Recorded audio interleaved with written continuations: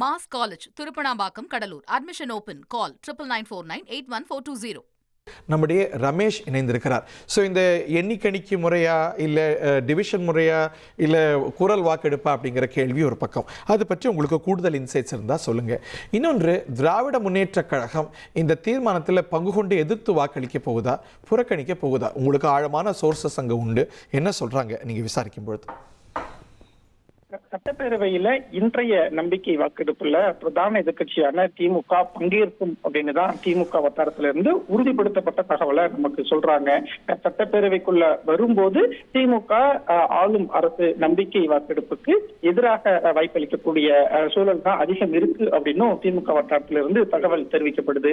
இன்றைய நம்பிக்கை வாக்கெடுப்பை பொறுத்த வரைக்கும் 2 முறையில நடைபெற வாய்ப்பு இருக்கு. ஒன்று குரல் வாக்கெடுப்பு, மற்றொன்று டிவிஷன் வாக்கெடுப்பு. இது எதிர்கட்சி ஆட்சேபனையை பொறுத்து 2ல் 1 நடைபெறக்கூடிய வாய்ப்பு தான் இருக்கு. தமிழ்நாடு சட்டப்பேரவையை பொறுத்த வரைக்கும் இந்த ரகசிய வாக்குச்சீட்டு முறை அப்படின்லாம் நடைபெறத நம்ம பார்க்க முடியாது. அதனால இன்றைக்கு சட்டப்பேரவையில குரல் வாக்கெடுப்பு, தேவைப்பட்டால் டிவிஷன் வாக்கெடுப்பு, இந்த 2ம் தான் நடைபெறும்.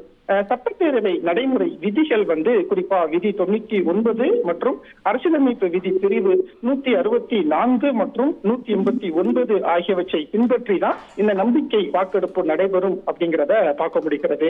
இந்த நம்பிக்கை வாக்கெடுப்பு எப்படி நடக்கும்? விதிகளுடைய நம்பர்ஸ் திருப்பி சொல்லுங்க.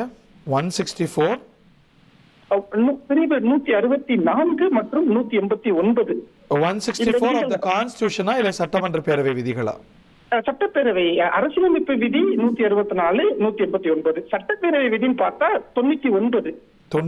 Okay, thank you. இந்த பிரிவின் கீழே தான் இந்த நம்பிக்கை வாக்கெடுப்பு அப்படிங்கிறது நடைபெறதை நம்ம பார்க்க முடியும். முதலாவதாக ஆளும் கட்சி தரப்புல இருந்து முதலமைச்சரோ இல்லைன்னா மூத்த அமைச்சரோ அவை முன்னவரோ நம்பிக்கை கோரும் தீர்மானத்தை முன்மொழிவாரு. அதுக்கப்புறம் சபாநாயகர் அதை வழிமொழிஞ்சு அந்த நம்பிக்கை வாக்கெடுப்பு நடைபெறதை பார்க்க முடியும். நம்பிக்கை வாக்கெடுப்பு நடைபெறதுக்கு முன்னாடி ஆளும் கட்சியில இருந்து ஒருவரும் எதிர்கட்சியில இருந்து ஒருவரும் பேசுவாங்க. ஒரு சிறிய விவாதம் இருக்கும் அப்படிங்கிறத பார்க்க முடிகிறது. இந்த விவாதத்துக்கான கால அளவு அப்படிங்கறத சட்டப்பேரவை சபாநாயகர் தான் தீர்மானிப்பாரு. விவாதம் முடிஞ்சதுக்கு பிறகு நம்பிக்கை வாக்கெடுப்பு அப்படிங்கிறது நடைபெறும். முதல்ல குரல் வாக்கெடுப்பு தான் இருக்கும். நம்பிக்கை கோரும் தீர்மானத்தை ஏற்பவர்கள் ஆம் என்க, எதிர்ப்பவர்கள் இல்லை என்க அப்படின்னு சபாநாயகர் சொல்லுவாரு. பலம் யாருடைய பலம்? ஆம் என்கிறவருடைய குரல் அதிகமாக இருந்தால் தீர்மானம் நிறைவேற்றப்படும். ஒருவேளை எதிர்கட்சிகள் ஆட்சேபனை தெரிவித்தால் டிவிஷன் முறையில அந்த வாக்கெடுப்பு நடைபெறும் அப்படிங்கிறத பார்க்க முடிகிறது. இந்த காலங்கள்ல தமிழக சட்டப்பேரவையில டிவிஷன் வாக்கெடுப்பு முறையும் நடந்திருக்கு. இன்றைக்கு அந்த சூழல் இருக்குமா? அந்த காலம் அப்படின்னு பார்க்கும்போது நமக்கு 2 காலம் தான் நினைவுக்கு வருது. திரு எடப்பாடி பழனிசாமி அவர்கள் நம்பிக்கை கோரிய தீர்மானம், அதுல டிவிஷன் முறை தான் நடந்ததுன்னு என்னுடைய நினைவு. திருமதி ஜானகி எம்ஜிஆர் உடைய காலத்திலையும் நம்ம பார்த்திருக்கோம். ஸோ இது 2த்துலயுமே டிவிஷன் தான் கடைபிடிச்சிருக்கிறாங்களா, குரல் வாக்கெடுப்பை முதல்ல கோரி இருக்கிறாங்களா? அந்த ப்ரீசிடன்ஸை எப்படி நம்ம நினைவு கூறுறோம்? முதல்ல இந்த குரல் வாக்கெடுப்பு தான் இருந்தது. குரல் வாக்கெடுப்புல ஆட்சேபனை வந்தப்போதான் இந்த 2 காலங்கள்லயுமே டிவிஷன் முறை வாக்கெடுப்பு இருந்தது அப்படின்னு தான் வரலாறுகள் நமக்கு சொல்லுது.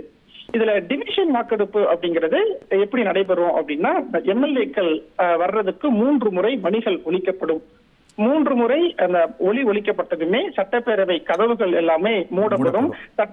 சட்டப்பேரவை முழுவதுமே 6 அந்த எம்எல்ஏக்களுடைய இருக்கைகள் 6 டிவிஷனா பிரிக்கப்படும். அந்த 6 டிவிஷன்ல முதலமைச்சர் இருக்கக்கூடிய டிவிஷன் 1வது டிவிஷன் அப்படின்னும் எதிர்கட்சி தலைவர் இருக்கக்கூடிய டிவிஷன் 6வது டிவிஷன் அப்படின்னும் பிரிக்கப்படும். அதற்கப்புறம் தான் இந்த டிவிஷன் வாக்கெடுப்பு நடைபெறும் அப்படிங்கிறத பார்க்க முடியும். சட்டப்பேரவை செயலாளர் வாக்கு எண்ணிக்கையை, அந்த டிவிஷனுடைய வாக்கு எண்ணிக்கையை சட்டப்பேரவை தலைவர் சபாநாயகரிடம் சமர்ப்பிப்பார். இந்த அடிப்படையில தான் புதிய அரசுக்கு பெரும்பான்மை இருக்கா இல்லையா அப்படின்னு சட்டப்பேரவை தலைவர் அறிவிப்பார். இதுதான் டிவிஷன் வாக்கெடுப்புக்கான ஒரு நடைமுறை. டிவிஷன் வாக்கெடுப்புல பொதுவாக சட்டப்பேரவை தலைவர் வாக்களிக்க மாட்டார். வாக்குகள் சமமாக வந்தா மட்டும்தான், குறிப்பா 117, 118, 18 அப்படின்னு வந்தா மட்டும்தான் சபாநாயகர் வாக்களிப்பார். சபாநாயகர் அதாவது அரசியலமைப்பின் 189வது பிரிவின் கீழே சட்டப்பேரவை தலைவர் ஒரு வாக்கை செலுத்துவார். அது சமமாக வந்தா மட்டும்தான் அந்த நிலைக்கு போகும். வழக்கமா தற்போதைய ஆட்சியை தக்க வைக்க அல்லது நம்பிக்கை தீர்மானத்துல அரசாங்கத்தை ஆதரிக்க இந்த சபாநாயகருடைய வாக்கு அப்படிங்கிறது மிக மிக முக்கியமா பயன்படுத்தப்படும். பெரும்பான்மை கிடைத்துவிட்டால் புதிய அரசு ஆட்சியை தொடரும்.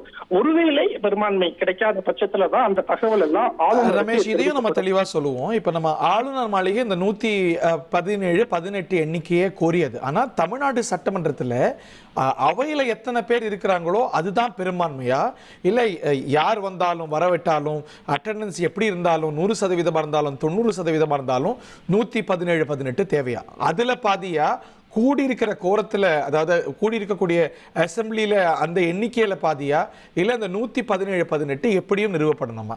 கம் வாட்டுமே இன்றைக்கு பேரவையில எத்தனை பேர் இருக்கிறாங்களோ அதுல பெரும்பான்மையை நிரூபிச்சா போதும். குறிப்பா இன்றைக்கு பேரவையில 200 பேர் இருக்கிறாங்க அப்படின்னா 101 அப்படிங்கிற எண்ணிக்கையை நிரூபிச்சா போதும்.